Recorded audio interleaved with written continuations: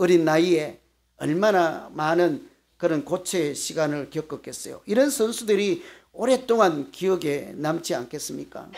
물론 메달을 따지 않은 선수들조차 아름다운 이야기를 남긴 사람들, 또 메달과 상관없이 참여해서 최선을 다한 선수들을 우리는 올림픽이 끝나도 그들의 희망, 꿈, 수고, 땀을 기억하게 될 것입니다. 그런데 어떤 다른 선수들보다 제가 말씀드리고자 하는 이 선수는 잠시 잠깐이 아니라 인류 역사에, 대한민국 역사에 남을 선수 한 명, 특별한 분이 계시죠. 이분은 한국 사람이잖아요. 또 이번에 올림픽을 일본에서 했잖아요. 또 옛날에 금메달을 땄잖아요.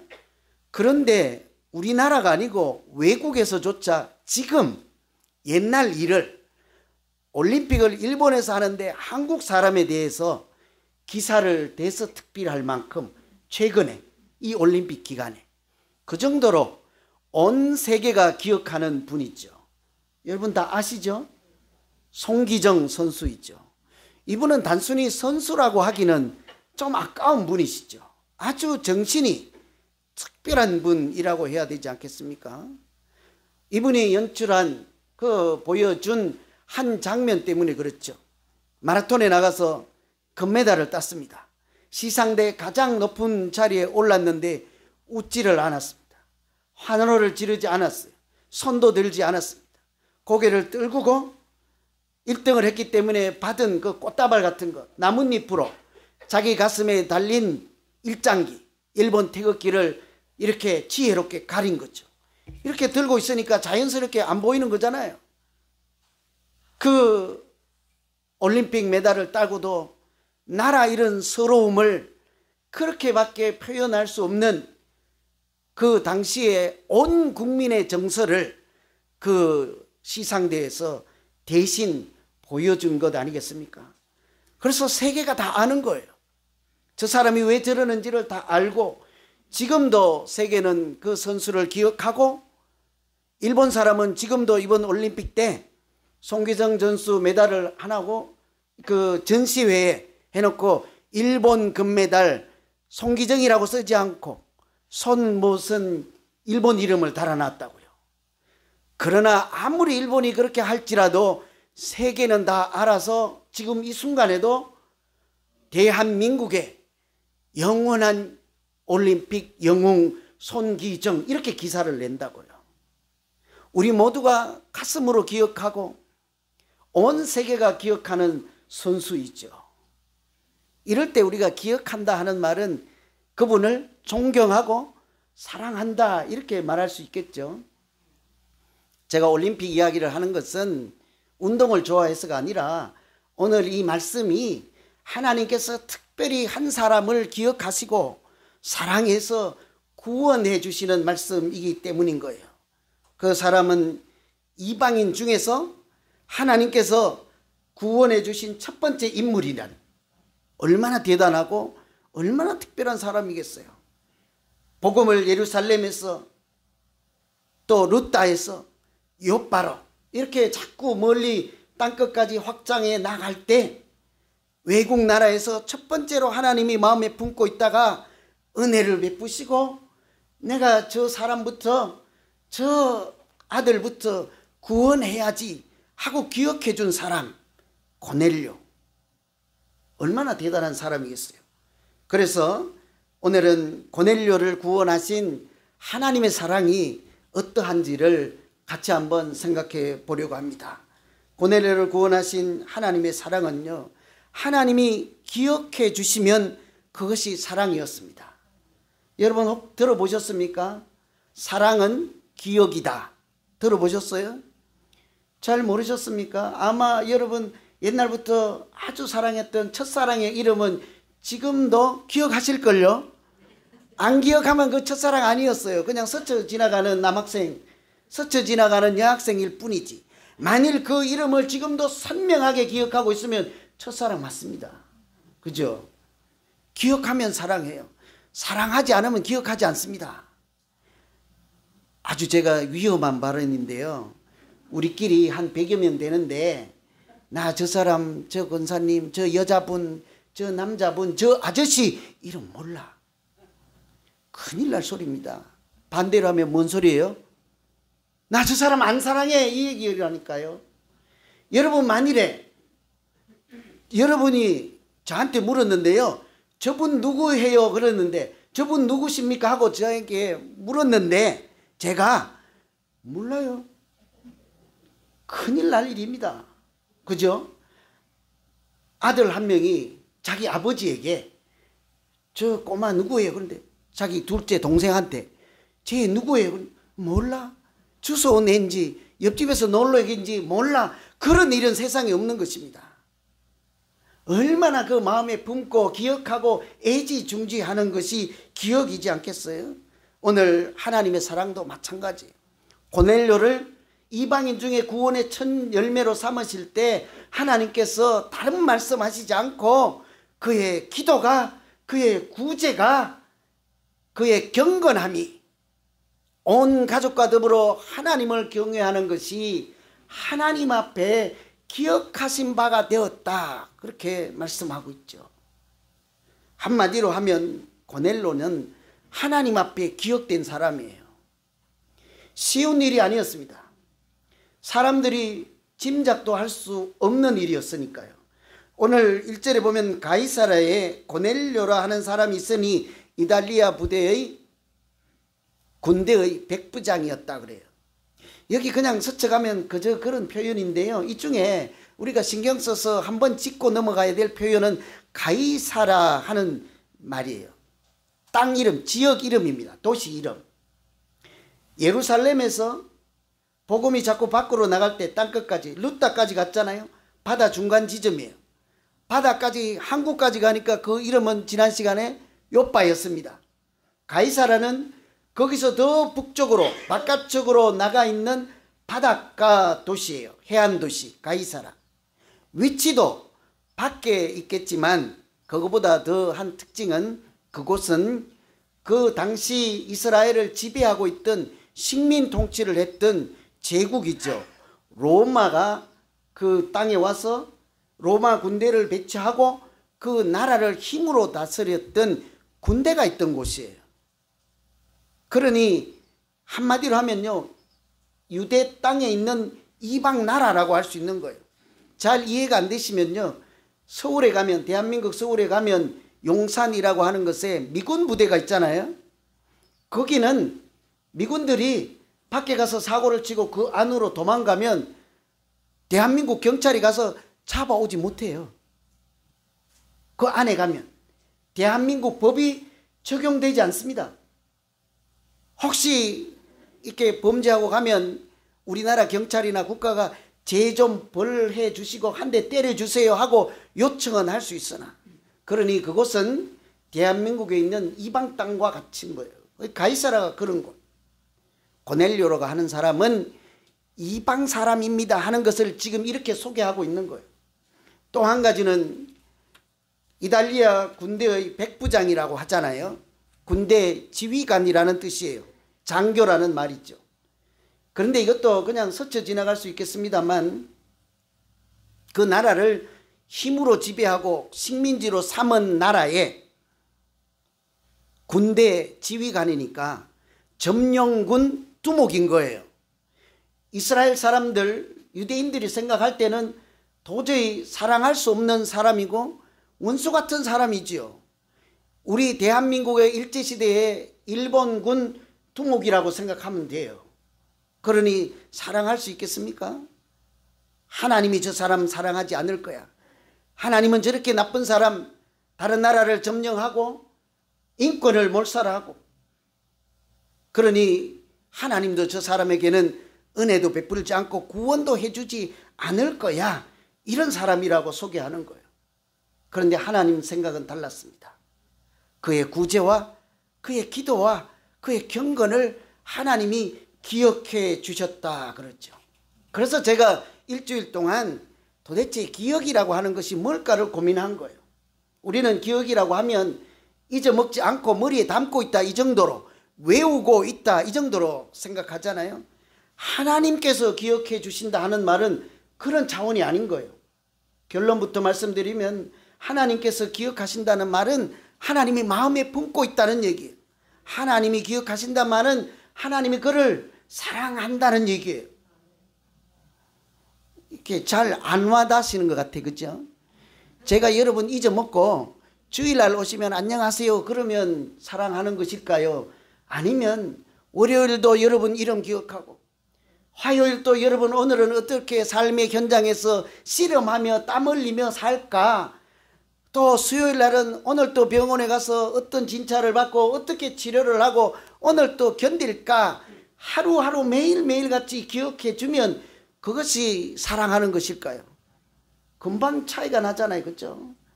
오늘 오신 저 집사님 여러분 몰라도 저는 하루도 잊어먹지 않았어요. 그러니까 엄청 사랑한 거예요. 내 사랑 고백하는데 그래도 되나 몰라. 그렇죠? 질투하지 마세요. 여러분은 100배로 됐습니다. 이 하나님이 기억하시는 것은 단순한 외우는 것이 아닙니다. 단순한 암기가 아닌 거예요.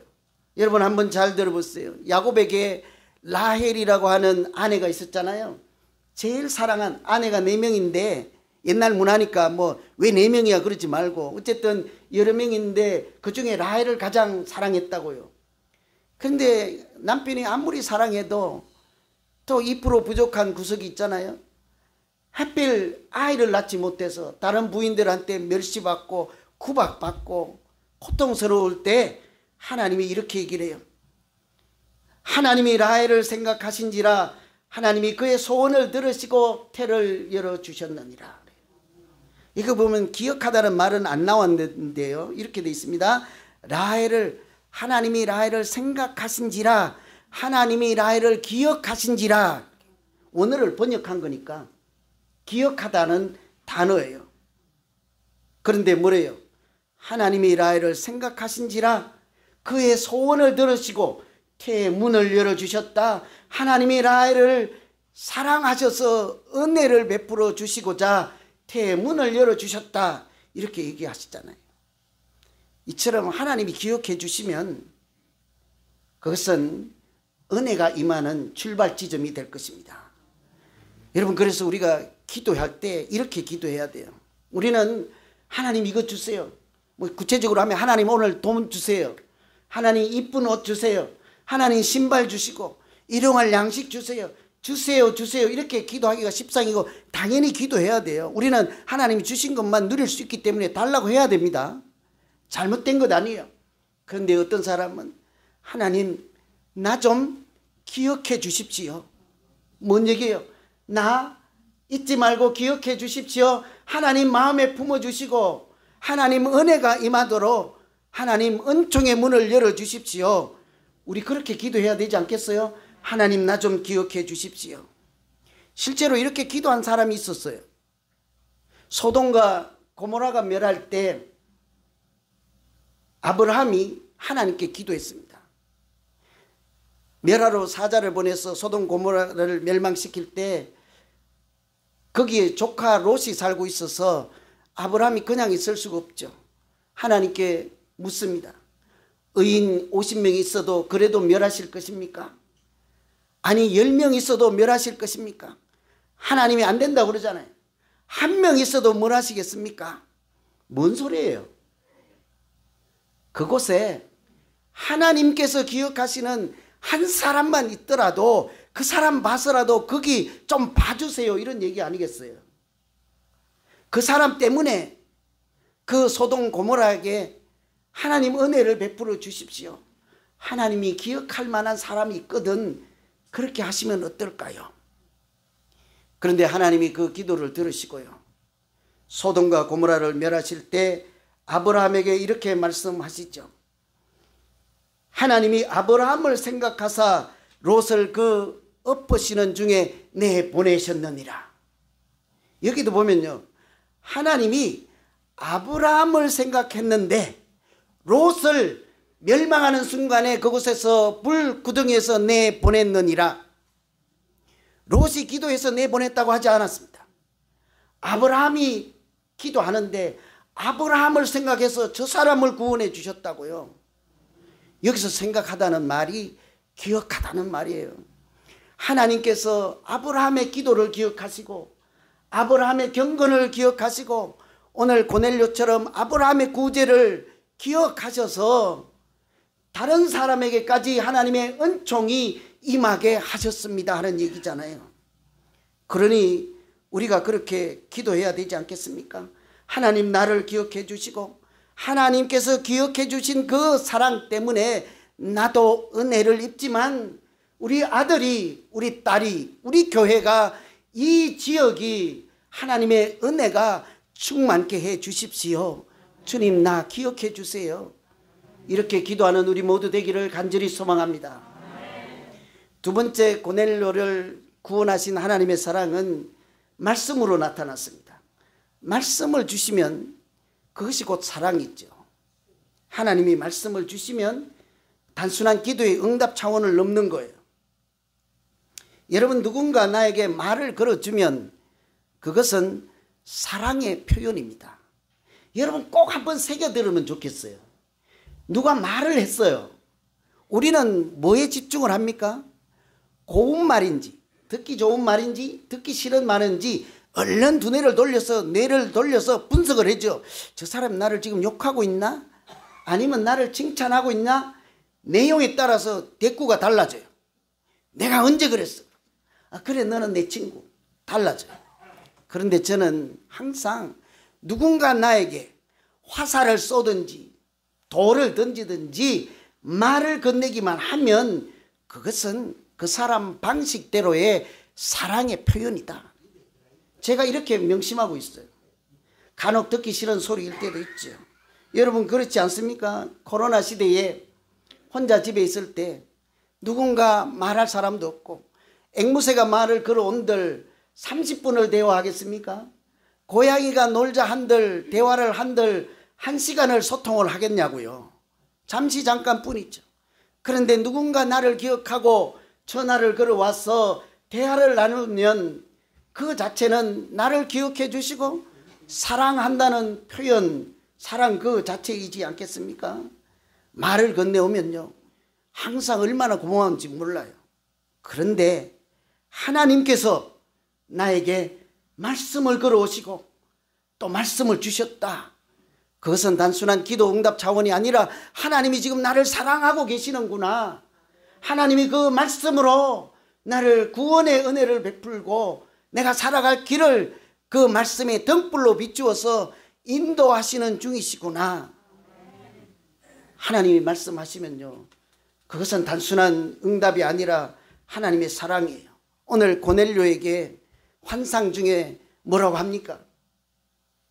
너 사람들을 요바에 보내서 베드로라 하는 시몬을 청하라. 말씀이에요. 이게 하나님 주신 말씀. 사람들을 거기 보내서 베드로라 하는 사람을 불러오라, 이런 얘기죠. 기도 중에 하신 하나님의 말씀이에요. 고넬료가 기도할 때 하나님으로부터 들은 말씀이죠. 제9시라고 그래요. 이 말씀을 들은 시간이, 9시라고 하는 것은 기도하는 시간이었다 하는 뜻입니다. 유대인들은 369에 기도해요. 3시, 6시, 9시. 그 유대인들이, 하나님 백성들이 기도하는 것을 보고 이방 사람이었지만 그 사람들을 따라서 9시가 될 때 하나님 앞에 기도한 것입니다. 그것을 하나님께서 눈여겨보시고 고넬료라는 사람을 소개할 때 2절에 이렇게 얘기했죠. 그가 경건하여 온 집안과 더불어 하나님을 경외하고 많은 백성을 구제하고 하나님께 항상 기도하였다라고 하죠. 그 고넬료를 기억하고 기도할 때 다른 것 하지 않고 하나님께서 말씀을 주신 거예요. 가서 베드로라 하는 사람을 청하라. 저는 이 말씀을 읽을 때 얼른 드는 생각은요, 아, 맞구나. 하나님께서 간절히 찾는 자를 만나 주신다 하였디. 참 그 말씀대로구나. 참 그렇구나. 저는 그 생각이 가장 먼저 들었습니다. 간절히 찾고 간절히 기도하면 하나님은 반드시 만나 주시고 말씀해 주실 줄 믿습니다. 여러분 오늘 당장 아니더라도 용기를 가지시고 언제일지 모르지만 이 고넬료에게 말씀하신 하나님께서 내 기도도 들으시고 나의 구제도 기억하시고 나의 경건도 알아주시고 나의 하나님 온 가족과 더불어 하나님 앞에 예배드리는 그 모습도 하나님께서 기억하여서 언젠가는 말씀을 주셨어. 그 말씀 때문에 우리가 소망을 가지고 이 힘든 세상을 능히 하나님의 능력으로 이겨나가게 될 줄 믿습니다. 우리는 기도할 때 간혹 하나님께 내가 말씀을 드리는 시간이라고 생각을 해요. 자꾸 말씀하잖아요. 그죠? 하나님 이건 이렇고 저건 저렇고 하나님이 이렇게 해주시고 하나님 내 생각에는 이게 맞습니다. 그런데 사실은 그래서 기도를 우리는 땅에서 하늘로 올려드리는 향기, 그러면 향기라는 말만 들어도 여러분 뭐예요? 성경 퀴즈하면 기도라고 바로 얘기할 거예요. 성도들의 향기 뭡니까? 이제 답 안 하려고 그러죠. 그죠? 성도들의 향기, 기도. 이게 올려드리는. 근데 잘 생각해 보세요. 우리는 하나님께 기도하면 내가 올려드리기는 하지만 궁극적인 목적은 하나님의 말씀을 듣기 위해서 기도하는 것 아니겠어요? 아멘 안 하실 줄 제가 알았어요. 이해가 잘 안 돼. 그래서 제가 고민을 해봤어요. 어떤 아들이 아버지께 전화를 했어요. 아버지, 코로나 시대에 하던 식당이 잘 되다가 손님도 안 오고 문도 닫으라고 살기가 어렵습니다 하고 전화를 끊었어.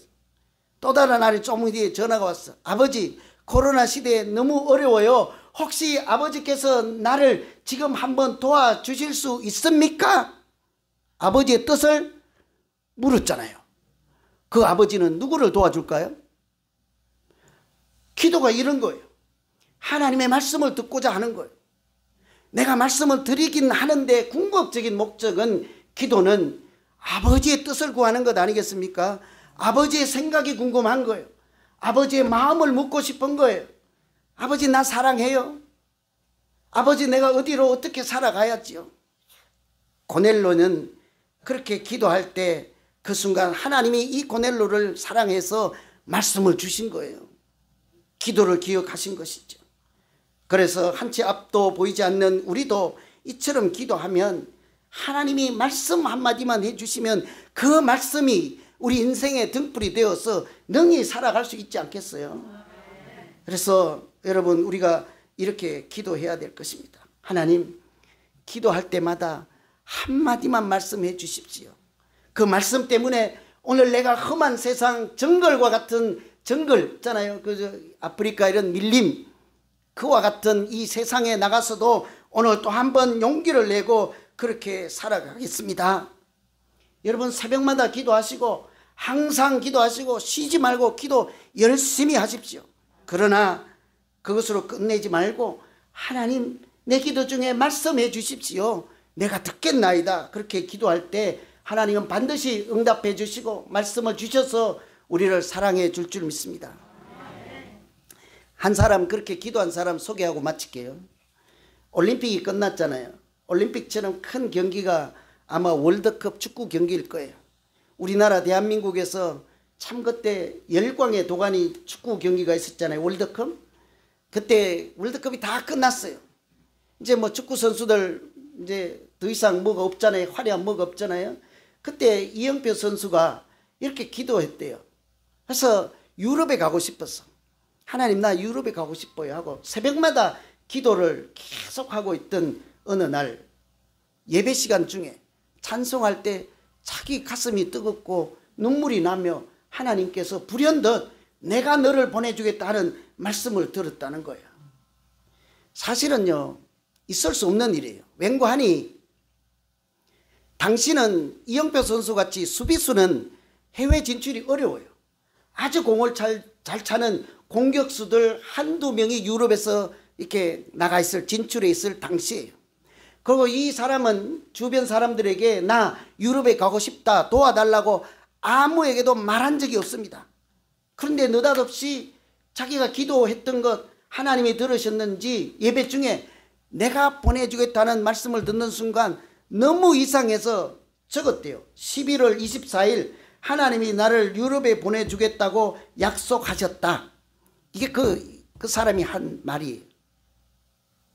너무 신기하니까 날짜까지 적어 놓은 거예요. 연도는 2002년 11월 24일 하나님이 나를 유럽에 보내주겠다고 약속하셨다.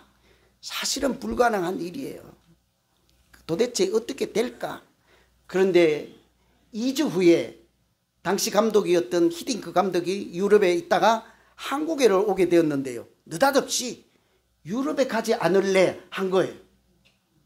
그렇게 제안을 해서 하나님의 말씀대로 이렇게 유럽에 가게 되었다 하는 것을 지금은 사실은 이 사람은 축구 선수라기보다 지금은 하나님을 전파하고 하나님을 증거하는 전도자라고 할 수 있는 사람이요. 이런 경험을 했으니까 가능한 것 아니겠어요? 여러분, 이 선수에게 뿐만 아닙니다. 하나님은 말씀하시면 말씀하신 대로 반드시 이루어 주시는 분이신 줄로 믿습니다. 그러니 꼭 기도하세요. 하나님, 내 기도에도 내 소리만 듣지 말고 하나님 말씀 좀 해주세요. 답답하시면 기도하다가 가만 계세요. 말씀하실 거예요. 내가 너무 시끄러워도 하나님 말씀해도 듣지도 못해요. 하나님 말씀하시려고 이제 종이 꺼내고 있는데 굴 떠나버리면 그때도 못 들어요. 인내를 가지고 기도하시면 반드시 우리에게도 말씀해 주실 것입니다. 고넬로는 말씀을 정리합니다. 이방인이었지만 예수 이름을 부르고 기도하고 온 가족이 더불어 하나님을 경외하고 구제하며 간절히 하나님을 찾을 때 하나님은 그의 기도를 들으시고 기억해 주셨습니다. 하나님이 기억하시면 그것은 사랑인 줄로 믿습니다. 이제 우리가 고민해야 할 차례입니다. 여러분, 한번 진지하게 기도하시고 고민해 보시지 않겠습니까? 나는 사람들에게 기억에 남을 만한, 사람들이 기억해 주는 인생을 살 것인지 하나님이 기억해 주시는 인생을 살 것인지 하나님 앞에 우리가 무릎 꿇고 진지하게 기도 한번 해봐야 하지 않겠습니까? 저는요, 오늘 이 말씀을 준비하며 이렇게 기도했습니다. 하나님, 나를 기억해 주신 것 때문에 우리 가정도 하나님 은혜 있게 해주시고 우리 교회도 하나님의 은혜가 충만한 교회 되게 해주십시오. 이게 우리 교회 되어야 하지 않겠어요? 이건 제 기도가 아니고 우리가 이런 기도해야죠. 여러분, 나 기억해 주셔서, 여러분 각자 한 분 한 분을 기억해 주셔서 지금 어려움 당하고 있는, 지금 실족하고 있는, 지금 하나님의 도우심이 간절히 필요한 저 사람들도 나를 기억하신 것 때문에 은혜 받게 해 주십시오. 하나님, 내게 말씀해 주신 그 한마디 때문에 나도 사람들에게 하나님의 이름을 증거하는 전도자로 살게 하시고 그들과 더불어서 하나님께 영광을 돌리는 아름다운 인생을 살게 해 주십시오. 이것이 우리 모두의 기도 제목이 되기를 간절히 소망합니다. 같이 기도하겠습니다. 하나님 아버지, 하나님이 기억하셔서 나에게 하나님의 사랑을 넘치게 부어주시지만 나만이 아니라 나 때문에, 나를 기억하신 것 때문에 우리 가정도 살아나게 하시고 내가 사랑하는 저분도 살아나게 하시고 이 땅에 이름 모를 사람들도 하나님 앞에 나와서 십자가 아래 나와서 예수 이름 부르게 하여 주시옵소서.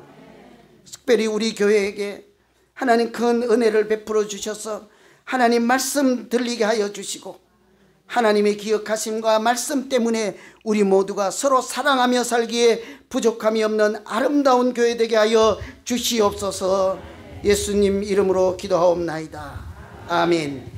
이제 우리 다